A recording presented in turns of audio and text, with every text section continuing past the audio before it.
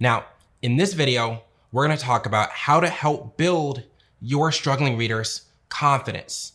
And I know, I wish I didn't have to make this video. I wish a lot of us didn't struggle to read ourselves growing up, and I wish our kids didn't struggle either. But the fact is, most kids struggle to learn how to read. It's true. It is not a natural process. It's not a particularly easy process for a lot of us. And when you are the kid who struggles to read, this was me in first grade. And I remember sitting in my classroom, watching other kids go out to play for recess while me and JoBeth sat at that desk and continued reading lessons, trying to catch up to the other kids. Breaks your confidence. Feels terrible. It feels bad as the kid. As the parent or as the caregiver, it can feel even worse. And I've worked very, very closely with parents of kindergarten students, parents of first grade students who on Meet the Teacher Night or for a first conference, we sit down and I'm the first teacher who's ever told them where their kid is at relative to where they should be. And I'm not trying to be harsh in my conversations. It's just a lot of people thought my kid can't be behind at 5, my kid can't be behind at 6, my kid can't be behind at 7. Their old teacher said they could read. The kid had memorized words. They'd memorized a song. And I'm telling them, not only is your kid not where you thought they were, your kid is behind. And it's affecting their confidence. There's research that says as early as a child is 5, and personally, I believe sooner. I've seen it with my son at 4. As early as 5, a kid can tell they're behind in school. They can tell they're behind other people, and that breaks your confidence. So it is tough as the kid. It is tougher as the parent. When I've had those conversations, I've had parents across me at my desk crying, feeling guilty, feeling bad, like there's something that they should have done, right? It's a tough situation. And I want to tell you at the jump, if you are the parent or caregiver in that situation, I'll tell you exactly what I've told my families. There's nothing we can do to change the past. All we can do is work to make it better moving forward. Nothing we can do. If you have a little one and their confidence is broken, some signs of this. First one, any kind of negative emotional reaction when it's time to read. It might be crying, it might be running away, it might be avoiding, right? It might be saying, why do I have to do this? All of that, right? Those negative reactions. It could be avoidance behaviors around reading. And it can also just be lack of effort. You're putting a book in front of them, something that you think that they can do, and they're afraid to read the word. They're afraid to get it wrong. They're skipping around. They're guessing words. They're just looking at the pictures. All of that stuff is an indication that your little one lacks confidence. Lots of signs of this, lots of kids struggling. And if you have a kid like this, here's what I want you to do, okay? I want you to remember the reason why they don't have confidence is because they're not a good reader. Let's just call a spade a spade. Let's be honest. They're not a confident reader because they're bad at reading. Now, what does not good mean? What does bad mean? It's always relative to other kids. Our confidence is based on the people we're around. So if you have a kid who's in first grade and they're not a confident reader, it is very likely because they are not where the other first graders in their class are. Same with second, same with third, same up to high school. I went to high school with people who weren't confident readers. They could read, but they're looking around a class of seniors in high school being like, I can't read like that. I still have to stop and sound out some words. So if we think about what's gonna work, we need to just rule out what's not gonna work. What's not gonna work is talking with them. Just having a conversation and say, don't be so hard on yourself. It's okay, you're a great reader. That's not gonna work. And that's not gonna work because talking to them doesn't improve their reading. If I have a conversation with the child might feel good for a second, they're not gonna be a better reader. And when the teacher calls on them for popcorn reading or assesses them, they're still gonna have that same feeling in their gut that I had 20 years ago when I got called on to read. It doesn't feel good. Talking to them is not gonna cut it, okay? We should talk to our kids, love on them, hug them, encourage them. That's not gonna make them better at reading. If we want to build their confidence in reading, we've got to make them better readers. Point blank, period, the end. That's it, better readers. And the way that I want you to do this, okay, is very specific. This isn't random. I don't want you to just get a random book and just start reading more and doing more and more time. A lot of people think this has to take a lot of time. It doesn't. What you need to do is assess their starting point and find where they are now. I get hundreds of DMs, messages. My first grader struggling. My second grader struggling. What do I do? They're struggling to read. And for me, struggling to read is too broad. Like I said, there's high schoolers struggling to read. It doesn't tell us what they need to work on. So what I ask is I say, okay, what specifically are they struggling? How much data do you have? Can you tell me about their single letter sounds, about their 2-letter sounds, their 3-letter sounds, their blending, their sight words? Tell me as much as you know about where they are now, and I can tell you if I can help. Your number one job with the struggling reader is to assess them, find where they're at, right? Don't make this a big high stakes like test kind of feeling thing.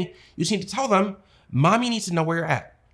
Daddy needs to know where you're at. So I'm gonna show you your sounds. I'm gonna give you some words to blend, and I'm gonna try and figure out where you are now so I know what to work on next. That's how we start. We assess and we find their starting point. Some different areas you're gonna wanna assess. Their letter sounds, the single letter sounds, how many of these sounds do they know? You're gonna wanna assess some of the more advanced phonic sounds. I've got a list of these in my reading books course. There's other lists that you can find online for free and other resources. These are things like TH, CH, SH, ER, AR, OR, UR, AI, AY, OA, OUGH, all this stuff. These are all different phonic sounds that your little one needs to know. You wanna assess which ones of these do they know, which do they not know. You wanna assess their blending. Outside of just knowing the sounds, can they blend words together? Can they do this out loud? Can they do it when it's written down, right? And you wanna find the exact level where they're at.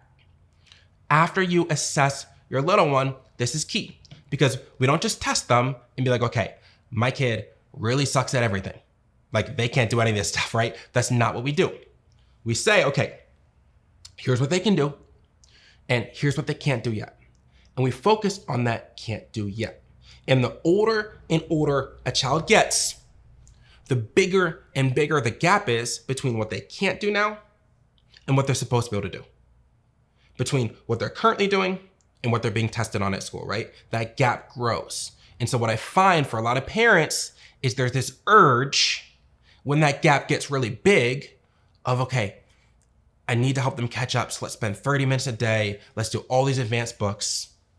None of that, right?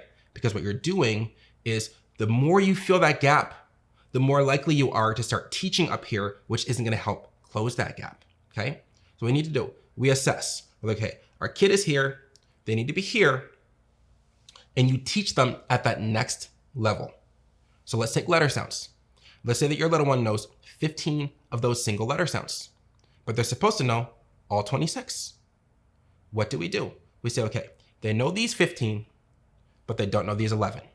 So now I know my next step is to teach these 11. And then we break it down even further. I know that my little one in the past has gotten overwhelmed. They've gotten frustrated with letter sounds. So instead of all 11, I'm gonna teach 3. We take the baby step. We get them to learn those 3. They've got them. Now they know 18 sounds, right? And then we teach them 3 more. With blending, we're like, okay, they're supposed to be able to blend six sound words, but they can only do 2. Okay, so let's work. Let's start practicing some 3 sound words. They can do 3 sound words, great. Let's start practicing some 4 sound words. They can do 4, great. Let's start doing 5 and then 6, and eventually they're gonna catch up and they're gonna close that gap. But the only way they catch up, the only way they get there, the only way they are going to build their confidence is if we assess them to find their starting point and we give them the next little step up. A lot of us are teaching too much too soon, and that's actually part of the reason why it's breaking their confidence. I have a ton of tips, and just so that you all know my different resources, the different prices, the different kind of levels of how I can support, particularly for those of you with older students who already feel this, those of you with younger folks, like you have a chance to prevent this, but if you have a student who is older and they're already starting to feel this, I've got some different resources that might be able to help you outside of this video, okay? So number 1 is social media. All that stuff is free. I have a lot of different tips on assessing, a lot of different tips on letter sounds and on blending on my Instagram, my TikTok, my YouTube here. But a lot of that information is kind of scattered. It's in different places and you might have to kind of hunt and search a little bit to find it, but that can definitely be a free resource for you as you begin to work with your little one. I also have another free resource, my free training, how to help get your little one reading quickly without needing any teaching experience, without having a lot of time, without making them sit still or focus for long periods of time. That's a free link in my bio in the video description that you can check out. That's gonna be a little bit more sequential.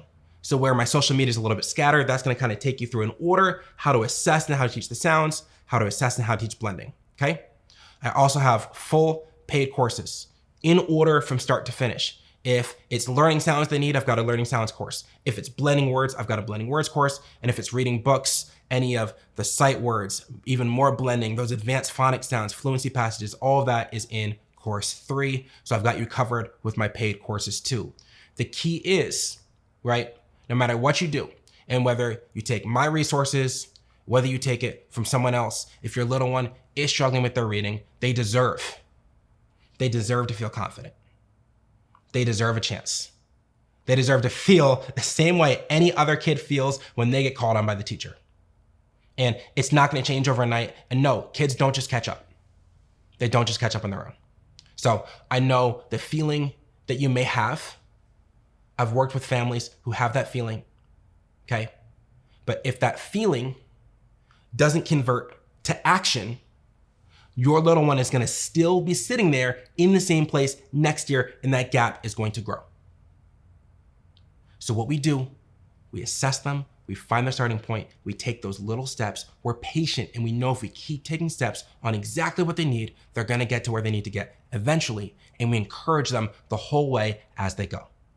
So if you found this video helpful for this one in particular, I know a lot of people's kids that struggle to read. I would love for you to share this with someone else who has a little one who is struggling, right? Kids deserve to feel confident, to feel successful in school, in class, and in life.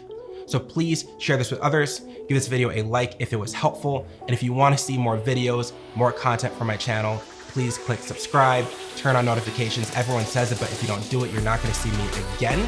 And I sincerely hope this video was helpful for you. Until next time, I will talk soon.